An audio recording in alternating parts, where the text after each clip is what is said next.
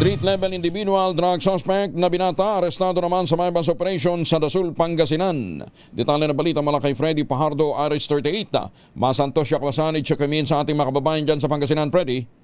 Masantos siya kabusan Kuyang Angel. Timbog sa kinasang anti-buy-bust operation ng PNP Dasul ang 21 anyos na street-level individual na binata na residente ng barangay GSGP ng nasabing bayan. Batay sa ulat ni Dasul OIC Chief of Police Captain na Nobin Kitalig na ipinadala sa tanggapan ni Provincial Director Colonel Marbil Merculio pasado alas 12:57 ng hapon ng isagawa ng kanyang mga tauhan sa Drug Enforcement Unit ang operasyon at isa ang nagpanggap na buyer na nakabili sa suspect ng 4 na plastic sachet na naglalaman ng hinihinalang Cebu kapalit ng mark money, kaya agad siyang inaresto. Ang nakumpiskang illegal na droga sa suspect ay tumitimbang ng humigit kumulang 4 na gramo at may street drug price na 27,200 pesos. Nasamsam din ang mark money ginamit sa operasyon. Sa ngayon ang suspect ay nasa kustudiya ng Dasul Police Station na naharap sa kaso ng paglabag sa Republic Act 9165 o Comprehensive Dangerous Drug Act of 2002.